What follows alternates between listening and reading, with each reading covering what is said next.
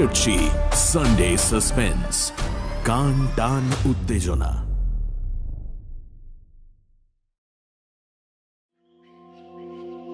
Sunday suspense ক্লাসিক্সে আজ শুনবেন নিহার রঞ্জন গুপ্তর লেখা গল্প আকস্মিক। এই গল্পটি আমরা নিয়েছি অদৃশ থেকে প্রকাশিত 50টি সেরা ভূতের গল্প এই বইটি থেকে। সানডে সাসপেন্সে এই গল্পটি প্রথম প্রচারিত হয় 31শে মে 2015 সালে। শুরু হচ্ছে আকস্মিক।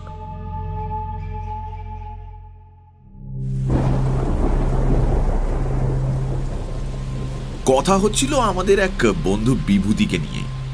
প্রায় 10-12 দিন আমাদের আড্ডায় সে অনুপস্থিত, কোনো খবর পর্যন্ত নেই। অথচ দলের মধ্যে সেই বেশি আড্ডাবাজ। রোজকার মতো আমরা আমাদের ক্লাব ঘরে এসে সেদিনও সন্ধ্যায় জমায়েত হয়েছি এবং কখন যে আকাশ ভেঙে মুষলধারায় বৃষ্টি নেমেছে টেরও পাইনি। খেয়াল হলো রাত 9:30 নাগাদ। এবারে বাড়ি ফেরা দরকার। কিন্তু দরজা খুলতেই যে দৃশ্য চোখে পড়ল তাতে সঙ্গে সঙ্গে আবার দরজাটা তখনই বন্ধ করে দিতে হলো। ঝমঝম করে তখনও বৃষ্টি ঝরছে এবং বৃষ্টির ছাঁটের ঘন কুয়াশায় চারদিক একাকার। সমস্ত গলিটা জলে ডুবে গেছে। ঘরের চৌকাঠ পর্যন্ত জল থই থই করছে। সঙ্গে কারো একটা ছাতা বা ওয়াটারপ্রুফ কিচ্ছু নেই। অথচ বের হওয়ার সঙ্গে সঙ্গেই একেবারে স্নান করে যেতে হবে। তাই সকলে আবার জাঁকিয়ে বসলাম। মহিন বললে, বলছি বেরোনোই যখন যাবে না তখন ভূতের গল্প শোনা যাক। এই যে সরোজ ভাই, একটা জমাটি ভূতের গল্প বলো তো। আমাদের মধ্যে সরোজই সাহিত্যিক। শুধু সে সাহিত্যিকই নয়, চমৎকার গল্প বলবারও তার ক্ষমতা আছে। কিন্তু মহিনের প্রস্তাবে বাধা দিল দিব্যেন্দু। বলল, না না না না না, আরে এর চেয়ে ভালো সচিনের নতুন কোনো ম্যাজিক দেখা যাক। আমি প্রস্তাবে এবার সাই দিলাম। হ্যাঁ, সেই ভালো। সচিন, শুরু করো। আমাদের দলের মধ্যে সচিন অ্যামেচার ম্যাজিশিয়ান হলেও ম্যাজিকে সত্যিই তার বাহাদুরি ছিল। আশ্চর্য রকমের ম্যাজিক এক এক সময় আমাদের দেখিয়ে সে কতদিন তাক লাগিয়ে দিয়েছে। ঘরের এক কোণে একটা চেয়ারে বসে সচিন আপন মনে একটা সিগারেট টানছিল। আমার প্রস্তাবে সে বলল, ম্যাজিক যে দেখাবো তার জিনিসপত্র কোথায়? ঠাট্টা করে সরোজ বলল, জিনিসপত্র না হলে ম্যাজিক দেখাতে পারবে না। কিসের ম্যাজিশিয়ান তুই? ঠিক আছে, শুধু হাতেই দেখাচ্ছি তাহলে। সকলে উৎসাহিত হয়ে উঠলাম। এক কাজ কর, ঘরের আলোটা নেবা আর একটা ক্যান্ডেল জ্বালিয়ে টেবিলের ওপর রাখ। সচিনের কথা মতো তাই করা হলো। একটা মাত্র ক্যান্ডেলের আলো ঘরের মধ্যে অদ্ভুত আলো ছায়া সৃষ্টি করেছে। আলোর শিখার একটা ছায়া সেই আধো আলো আধো আধারে দেয়ালের গায়ে কাঁপছে। বাইরে সমানে পড়ছে বৃষ্টি। সচিন তার আগের আসনেই বসা। আমরা 12 জন ঘরের একদিকে গা ঘেঁষাঘেঁষি করে বসেছি। হিরে, শুরু কর তোর ম্যাজিক, বলল সরোজ। চুপ কর, কথা বলিস না। তারপর সবাই চুপচাপ। 1 মিনিট 2 মিনিট করে প্রায় 15 মিনিট কেটে গেল। এদিকে সবাই অধৈর্য হয়ে উঠছে। এমন সময় সরোজ আবার প্রশ্ন করল, এই এই সচে, এ কি রে, ঘুমোলি নাকি? চুপ, দরজাটা খুলে দে, কে এসেছে দেখ। সত্যি জলের ছপছপ একটা শব্দ আমরা সকলেই শুনতে পেলাম। আর শব্দটা ক্রমে এগিয়ে এসে বন্ধ দরজার কাছেই থামল। তারপর দরজার গায়ে শব্দ উঠল, কে? আবার শব্দ। আমি উঠে গিয়ে দরজাটা খুললাম। সঙ্গে সঙ্গে একবার বিদ্যুৎ চমকালো। আর সেই ক্ষণিক আলোর দীপ্তিতে দেখলাম কে যেন একজন ঠিক দোরগোড়াতেই নিঃশব্দে দাঁড়িয়ে আছে, অস্পষ্ট একটা ছায়ার মতো। কে?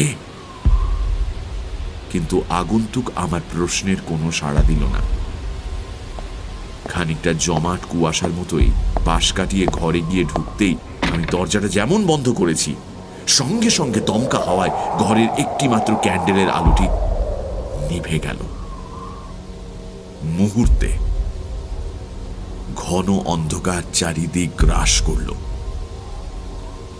এবারে শচীন প্রশ্ন করল, তুমি কে? আমি বিভূতি। বিভূতি? কে বিভূতি? বিভূতি চক্রবর্তী। হাত বাড়িয়ে দেয়ালে আলোর সুইচটা টিপলাম। খট করে একটা শব্দ হলো মাত্র, কিন্তু ঘরে আলো জ্বলছে না। আর ঠিক সেই মুহূর্তেই মনে হলো কে যেন ঠিক আমার পাশেই দাঁড়িয়ে একটা দীর্ঘশ্বাস ছাড়ল। নিজের অজ্ঞাতেই দু পা পিছিয়ে একেবারে দেয়াল ঘেঁষে দাঁড়ালাম। ভয়ে তখন আমার গলা পর্যন্ত যেন শুকিয়ে উঠেছে। হঠাৎ এমন সময় মনে পড়ল বিভূতি, বিভূতি চক্রবর্তী আমাদের বন্ধু। তবে সঙ্গে সঙ্গে যেন ভয়টা কেটে গেল। উৎসাহ নিয়ে বললাম, বিভূতি তুই? সেই আগের মতো চাপা কণ্ঠস্বর। মনে হলো বড় বড় কষ্ট হচ্ছে তার কথা বলতে। আরো মনে পড়ল বিভূতি তো থাকে সেই ভবানীপুরে, প্রায় 10-12 দিন আড্ডায় আমাদের আসে না। সে এই প্রচন্ড বর্ষণমুখর রাতে সেই ভবানীপুর থেকে এসেছে। একটু বিস্ময়ই লাগে। আমি এবারে প্রশ্ন করলাম, এই ঝড় জলের মধ্যে এত রাতে তুই? ব্যাপার কি বিভূতি? বিভূতি আমার প্রশ্নের কোনো জবাব না দিয়ে শচীনকে সম্বোধন করে বলল, শচীন, আমাকে তুই ডাকছিলি কেন? প্রশ্ন করল এবার সরোজ। এই জলের মধ্যে তুই এলি কি করে রে বিভু? জল? হ্যাঁ, বাইরে তো ভীষণ বৃষ্টি। তা হবে। তা হবে কি রে? চারিদিকে জল থই থই করছে। তুই কি আগেই বের হয়েছিলি? না তো, শচীন ডাকার সঙ্গে সঙ্গেই তো এলাম। এ বাবা, ভিজে গেছিস তো একেবারে? না। বলে কি বিভূতি? ওর মাথা খারাপ হয়ে গেছে নাকি? হঠাৎ আবার বিভূতি বলে উঠল, আমি যাই ভাই, আমি যাই। যাবি? কোথায় যাবি এই বৃষ্টির মধ্যে? তোর কি মাথা খারাপ হলো নাকি?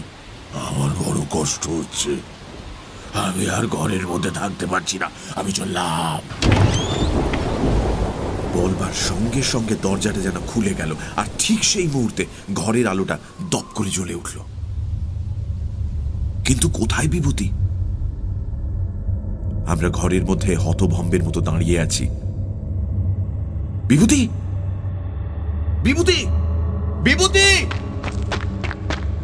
আমি ছুটে দরজার বাইরে গেলাম। বৃষ্টি তখন থেমে গেছে। গলির মধ্যে জল অনেকটা কমে এসেছে। যতদূর দৃষ্টি যায় কাউকে দেখতে পেলাম না, কেবল জলের মধ্যে দিয়ে কারো হেঁটে যাবার ছপ ছপ শব্দ কানে ভেসে এলো।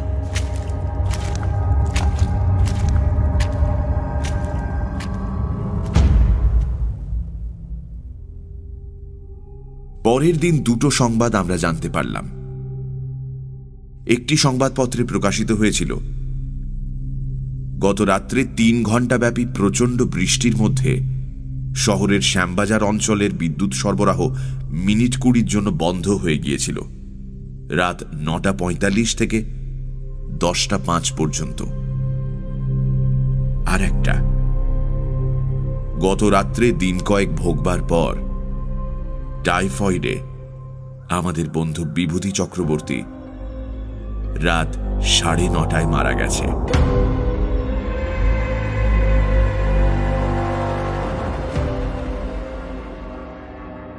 তারপর কতদিন কেটে গেছে, কিন্তু সমস্ত ঘটনাটা আজও কিরকম অস্পষ্ট হয়ে আছে।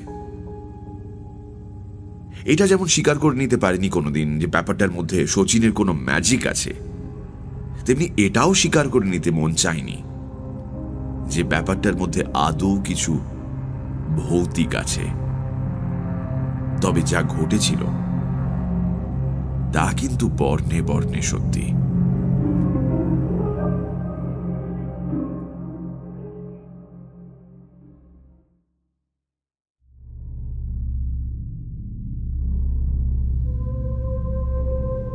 সানডে সাসপেন্স ক্লাসিক্সে আজ শুনছিলেন নিহার রঞ্জন গুপ্তর লেখা গল্প আকস্মিক। গল্প পাঠে মীর, সুমক, পুষ্পল, অভিষেক। শব্দগ্রহণ রিচার্ড। ধ্বনি পরিকল্পনা ও আবহ সঙ্গীত অভিজ্ঞান আচার্য। প্রচার অলঙ্করণ দীপঙ্কর দেবনাথ। পর্ব পরিচালনায় অনির্বাণ ও অভিষেক। সমগ্র পরিকল্পনায় ইন্দ্রাণী। সহযোগিতায় লাবণ্য। বিশেষ ধন্যবাদ লেখক পৌত্র সৌমিত্র গুপ্তকে আমাদের এই উদ্যোগে পাশে থাকার জন্য।